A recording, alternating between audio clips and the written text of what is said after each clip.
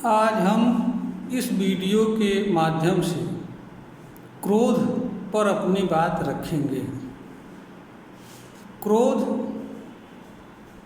मानव द्वारा स्वयं बुलाया गया शत्रु होता है।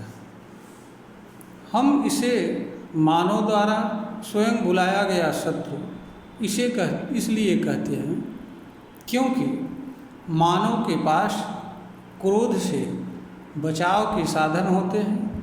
मनुष्य क्रोध से बचाव करता हुआ क्रोध रहित जीवन जी सकता है। मनुष्य के पास किसी चीज़ से जुड़ने व न जुड़ने की क्षमता होती है। मनुष्य उन चीज़ों से स्वयं को विमुख रख सकता है या आवश्यक होने पर दूर कर सकता है जिन चीज़ों से उसे क्रोध आता है या जिन चीज़ों से उसे पीड़ा व दुख होता है। अगर मनुष्य क्रोध आने वाली चीज़ों से समय पर स्वयं को दूर न कर ले तो यह मनुष्य के लिए दुर्भाग्यपूर्ण बात है। इसका कारण यह है कि मनुष्य के पास अगर क्रोध से बचाव के साधन हैं और मनुष्य क्रोध के बचाव के साधनों का उपयोग सम्यक रूप से नहीं करता है और क्रोध को आने देता है और वह क्रोधित होता है तो इसे मानव द्वारा स्वयं बुलाया जाना ही कहा जाएगा। क्रोध को शत्रु इसलिए कहा जाता है क्योंकि क्रोध आने से मनुष्य को पीड़ा एवं दुख के अलावा कुछ नहीं मिलता है। शत्रु भी मनुष्य को पीड़ा व दुख देने के अलावा कुछ नहीं देता है, इसलिए क्रोध को शत्रु कहना उचित है। क्रोध को बुलाया गया शत्रु इसलिए भी कहना उचित है क्योंकि मनुष्य क्रोध आने के पूर्व उन चीज़ों से स्वयं को डिस्कनेक्ट कर सकता है या उनसे स्वयं को दूर कर सकता है जिन चीज़ों के कारण या जिन चीज़ों के संपर्क में रहने से या जुड़े रहने से मनुष्य को क्रोध आता है या क्रोध की उत्पत्ति होती है। यहाँ पर यह भी जान लेना आवश्यक व स्मरण योग्य बात है कि क्रोध कोई बीमारी नहीं है, कोई रोग नहीं है। पहले से मनुष्य के अंदर जगह बना करके बैठने वाली कोई चीज़ नहीं है। यह वैचारिक संघर्ष से जन्म लेता है और जब मनुष्य वैचारिक संघर्ष से स्वयं को दूर कर लेता है तो मनुष्य के भीतर से क्रोध धीरे धीरे खत्म हो जाता है और इसके प्रभाव से वह मुक्त हो जाता है। मनुष्य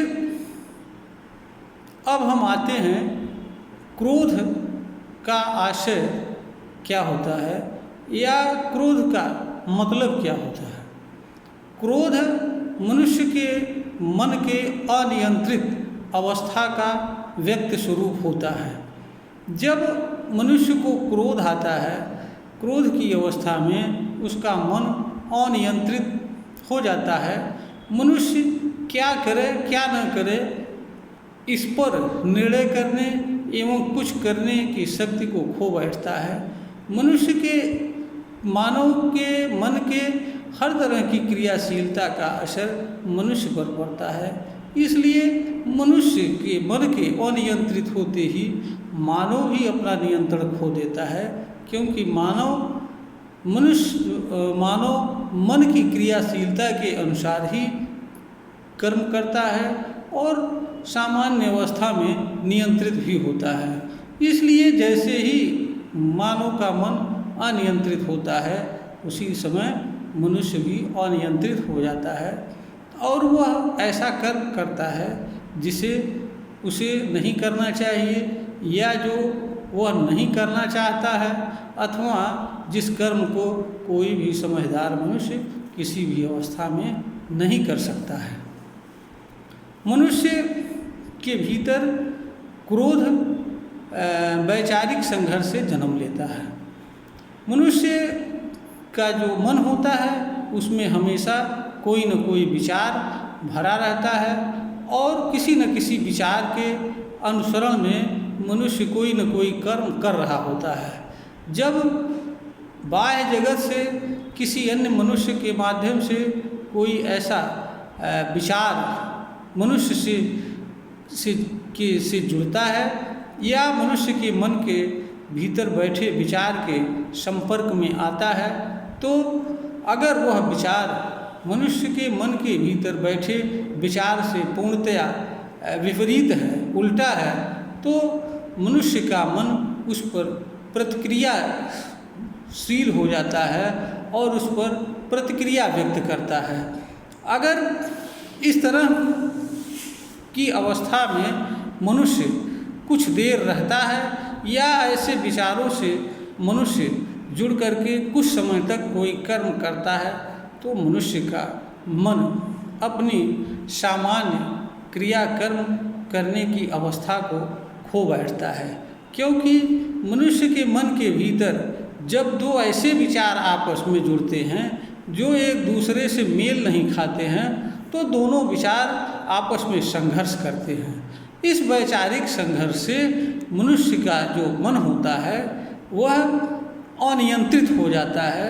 अनियंत्रित का अर्थ यहाँ यह है कि मनुष्य का मन अपनी जो सामान्य कार्य करने की अवस्था से होती है उससे वह विमुख हो जाता है, अपनी सामान्य कार्य करने की सामर्थ्य एवं क्षमता को खो बैठता है और वह अनियंत्रित हो जाता है।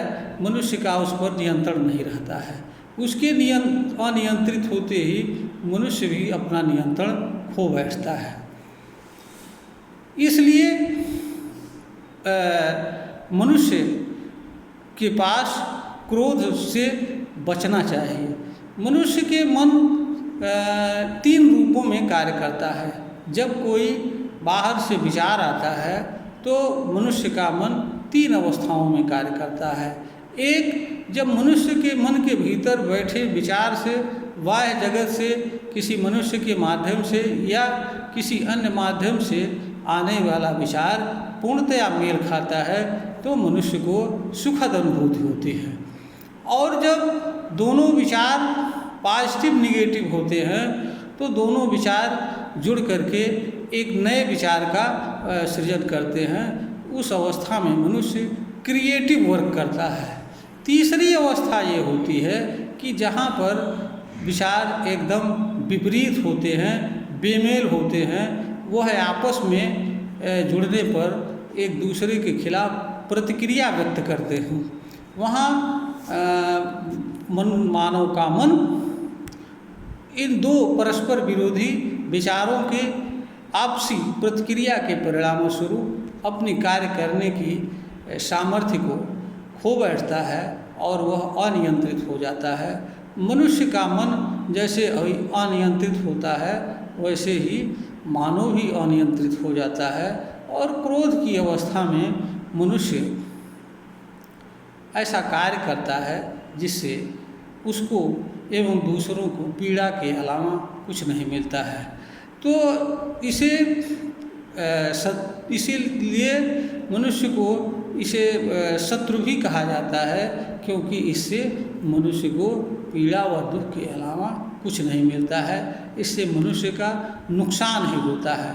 मनुष्य जितने जल्दी ही इससे अपने आप को मुक्त कर ले, मनुष्य का कल्याण उसी में होता है, क्योंकि इस क्रोध की अवस्था में मनुष्य लंबे समय तक रहने की शक्ति नहीं रहता है। उसकी स्थिति बड़े जल्दी ही खतरनाक स्थिति में पहुंच जाती है। जब मनुष्य को क्रोध आ जाए उस समय मनुष्य को क्या करना चाहिए? जब भी मनुष्य को क्रोध आ जाए तो उस समय मनुष्य को जिस चीज़ के कारण क्रोध आ रहा है उस चीज़ से स्वयं को विमुक्त कर ले, चुप हो जाए, शांत होकर के बैठ जाए। इसके अलावा भी उसके पास विकल्प यह है कि वह अपने मन को किसी दूसरे कार्य में, कर्म में नियोजित कर ले, किसी दूसरी ऐसी चीज़ पर जिससे उसे सुखद अनुभूति हो उसमें लगा ले, तथा मनुष्य स्वयं भी कोई दूसरे कार्य में स्वयं को कर ले जिससे वह जिस चीज़ से क्रोधित हुआ था उस चीज़ से पूर्णतया डिस्कनेक्ट हो जाए। और मनुष्य जब डिस्कनेक्ट हो जाता है क्रोध आने वाली चीज़ से, तो वह धीरे धीरे सामान्य अवस्था में आ जाता है। उसका मन पुनः सामान्य अवस्था में आकर के अपनी सामान्य क्रियाकलाप करने लगता है, और ऐसा होते ही मनुष्य क्रोध से मुक्त हो जाता है और क्रोधजन्य पीड़ा से भी वह धीरे धीरे मुक्त हो जाता है। मनुष्य के मन की दशा वैसे ही होती है जैसे अगर तालाब में ढेला फेंक दिया जाए तो उसमें लहरें उठती हैं, किंतु कुछ देर बाद वो लहरें धीरे धीरे शांत हो जाती हैं। ठीक इसी तरह से किसी भी विचार के मानव द्वारा जुड़ने से मनुष्य का मन जब अनियंत्रित होता है तो मनुष्य का मन अगर उस विचार से या उस चीज़ से दूर कर लेता है तो पुनः धीरे धीरे अपनी सामान्य अवस्था में आ जाता है और अपने सामान्य, और इस तरीके से मनुष्य क्रोध से मुक्त हो जाता है। यह वीडियो ज्ञानवर्धन हेतु प्रेषित किया जा रहा है। अगर श्रोता को ज्ञानवर्धन योग्य प्रतीत होती है, इसे लाइक करें, सब्सक्राइब करें, शेयर करें।